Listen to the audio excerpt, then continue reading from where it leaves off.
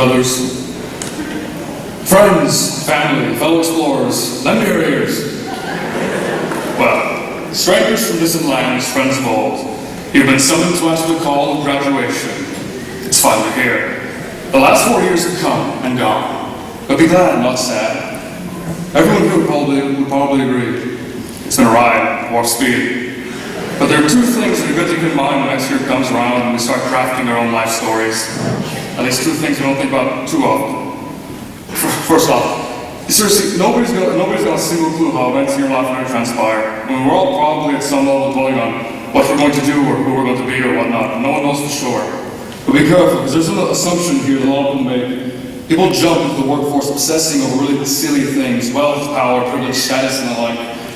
For what it's worth, don't do that. Don't let some desire for more this or more that ensnare your mind and heart, like it does so many people out there. None of that's important, despite what society would have you believe. Drive and discipline are useful tools, but don't let them blind you to the essence of living. Like Qui-Gon Jinn said, there's always a big fish. It's sad.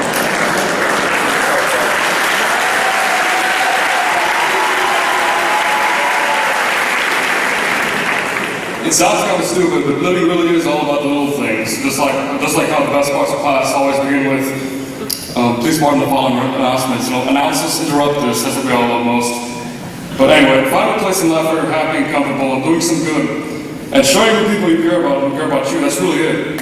Because people get so caught up in being successful as it's conventionally defined that the essence of actually living slips away. Always remember what's actually important. Love what you do. When you can't control whether you're going to have the highest paying and most prestigious career in the world, but you can make sure it's what you really love to do and one you're passionate about. I mean, I'm not talking Sioka level passionate, but passionate enough.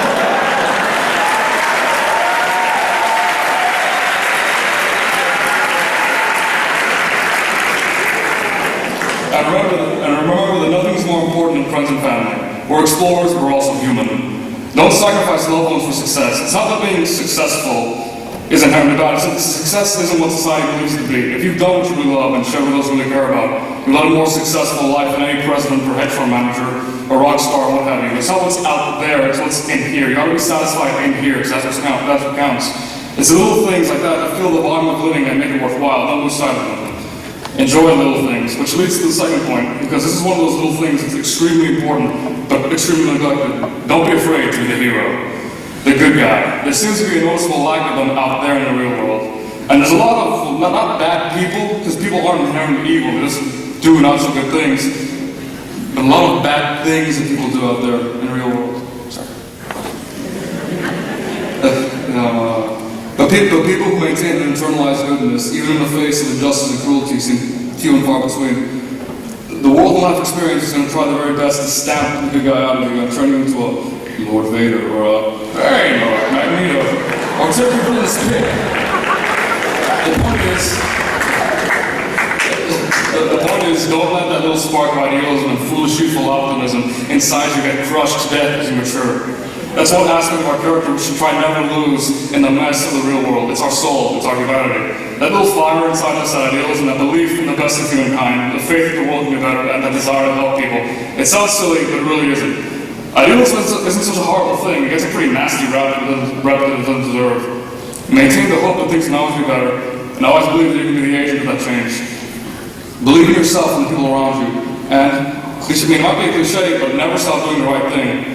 Especially on a small scale, when it doesn't seem to matter. I mean, that's the Mer's way, isn't it? It doesn't take glorious demonstrations of bravado to be heroic. Like a certain someone said, some believe it's only great power that can hold evil in check. That's not what I found. I found it's the small, everyday deeds of ordinary folk that best hold the darkness at bay. Small acts of kindness and love. I mean, that's why half the people in this room, the parents, our parents, they can recognize that all the things they do for the kids, us, it's often the smallest demonstrations of affection that mean the most of them and to us. Think about this. Superheroes like Superman, Professor Charles Xavier, Gandalf the Grey. Some dismiss them as unrealistic optimists who can't get their head out of the clouds, but they're silly, fantastic, young at heart, but foolish in mind, approach to life. It's kind of what makes them good guys. Don't be afraid to be like that. I mean, sure, some downers will consider all four of them to be complete morons, hopelessly chasing the impossible and refusing to accept things as they are, as well as caring way too much for the little guy. But those are very good qualities to have, not bad ones. There's always something you can do to brighten someone's life.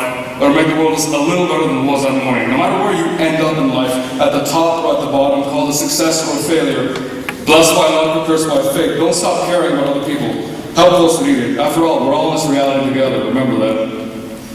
Anywho, sons of Gondor, Rohan, men of Columbus.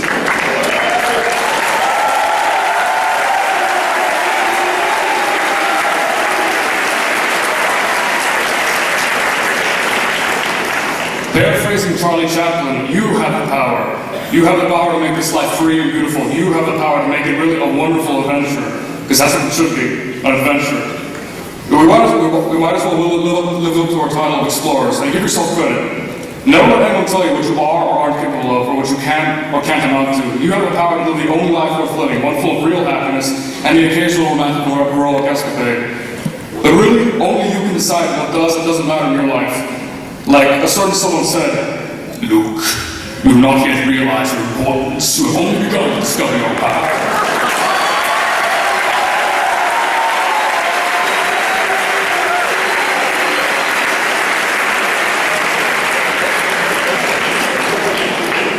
The existential power to define your own meaning, your own purpose. Don't try to live the life society says is a successful one. Live a meaningful life, a good life. Be the altruist, the hero. Bask in little things. Stay true to yourself, and most of all, enjoy it and love it, because that's what matters. But in the spirit of graduation, I kind of got to finish with another message. Life, the final frontier. These are the voyages of Columbus explorers, our continuing mission to explore strange new worlds, to seek out new life and new civilizations, to boldly go where no one has gone before. So all the parents here, everyone who's helped us, hang on late. And most importantly, live long and prosper.